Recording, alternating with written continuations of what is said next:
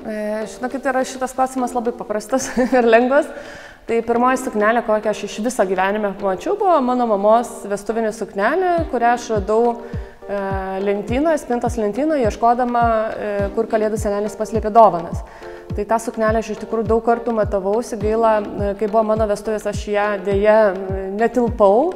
Bet man iki šiol yra viena gražiausių vestuvinių suknelių kažkada matytų. Tarp kitko, šį praėjusį sezoną vienas paskutinių vestuvių buvo labai įspūdingos nuotakos. Įspūdingos ne tuo, kad jinai buvo su kažkokia super pūsta, mega turbo didelė suknelė. Jinai tekėjo su Dolce Gabbana suknelė, kuri stilistiškai priminė mano mamos suknelį. Jinai buvo vieno vientiso nėrinio, ilgomis rankovėmis, labai paprasto silueto. Bet iš tikrųjų jinai, sakau, man iki šiol yra viena gražiausių gyvenime matytų suknelių.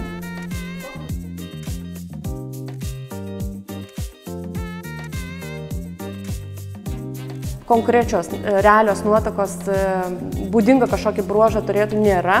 Aš labai džiaugiuosi tik tai tuo, kad jau mažėja nuotakų, kurios atsineštų Berta Bridal sukneles.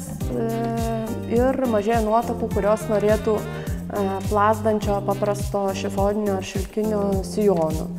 Tai ačiū Dievui, nes vienu metu visos jos tos nuotakos rodėsi šabloniškos ir vienodos, o dėl Berta Bridal tai noriu pasakyti, kad labai reta nuotaka turi tokią figūrą, kuri galėtų tekėti su Berta Bridal super seksualiom suknelėmis. Iš viso džiaugiuosi, kad to seksualumo vestuvėse po truputį mažėja. Atrodo, visą gyvenimą ten dirbusi sekretorė, auditorė ar dar kažkuo mergina, kuri gal gyvenime nėra trumpesnio sijono užsidėjus negu iki kelių, staiga per vestuvės nusprendžia parodyti viską, ką turi. Nemanau, kad tai yra skonis ir stilius ir tikiuosi, kad šitas nuotakų noras atrodyti super seksualiai išnyks.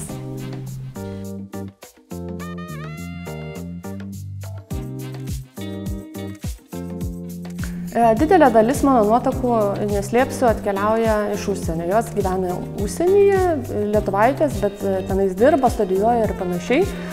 Tai tokia kaip tendencija yra, kad pradėjo suknelių ieškoti užsienyje. Užsienyje, aišku, suknelės yra brangesnės, netgi salone pirkta gatava suknelė, nežinau, ar galima sakyti gatava, čia lietuviškai ar ne, bet jau pagaminta suknelė yra dažnai brangesnė negu Lietuvoje siūta dizainerio konkrečiam asmeniui.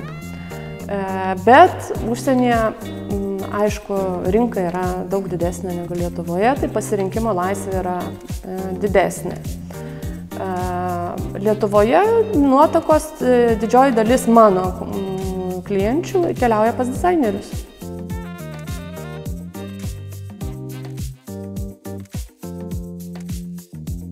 Pirminis, kai vyksta susitikimas, aš visada prašau parodyti nuotakų, bent kažkokias tai vizualias mintis, kaip jos nori atrodyti.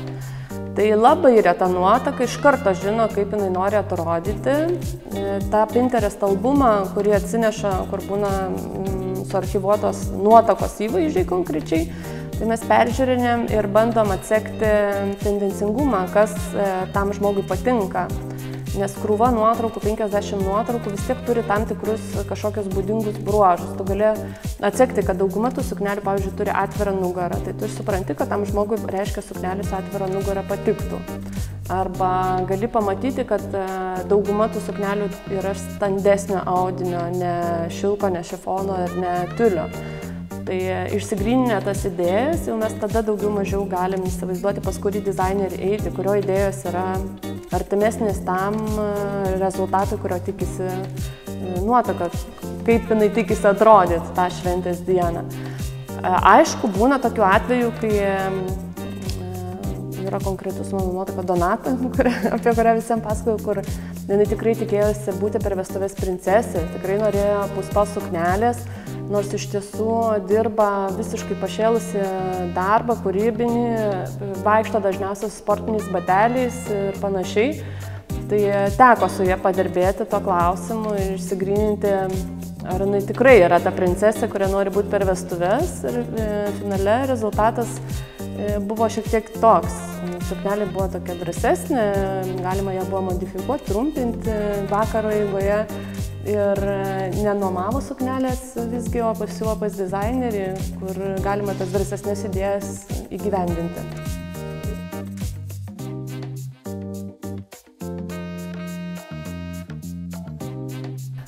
Nėra kažkokio tokio vieno ženklo, kuriuo aš žavėčiausi ir garbinčiau ir kažkaip ikonizuočiau labai. Man tam tikrais etapais patinka gal atskiri modeliai, gal atskiros kažkokios tai idėjos. Be abejo, čia Lietuvos mastu vis tiek žiba kol kas Juozas Statkevičius, bet tikrai ir kitų dizainerių yra tam tikri dalykai, kurie mane žavi. Tai tarkim, Liutauro Salasevičiaus kūryboje man suknelės, kurių sijonai primena XIX amžiaus sukneles su kaspinais ant nugarinės dalies. Tai man iš tikrųjų yra žavios, jos pabrėžia moteriškumą, gal ne taip paprasta su jom vaikščioti ar šokti, bet man kažkas tokio, tikrai toks rafinuota elegancija. Egidijus Rainys turi tokį išskirtinį bruožą lengvumą, jis labai moka sukurti tą nuotakų tokį lengvumą, net nebūtinai, jeigu nuotaka yra idealios figūros, jisai kažkaip savo suknelėm jas paverčia tokiamis žavingomis plunksnelėmis. Dabar man labai patinka ir artima man asmeniškai MAS 924 kūryba Monikos, prie kurios vis teko pirštą irgi pridėti, nes jinai pabrėžia tokį moters apskritai laisvę, kuri man viena gražiausių moters savybių yra vidinė laisvė. Tai ta tokia vidinė laisvė jos kūryba tikrai pabrėžia, kur neįspraudžia kūno į kažkokius korseto rėmus ir panašiai. Daugybė, iš tikrųjų visų nesuminėsiu ir paskui bijau būti bloga planuotoja ragana, kuri nepaminėjo vieną ar kitą dizainerį, bet iš tikrųjų kažkas jų kūryboje vis tiek man imponuoja.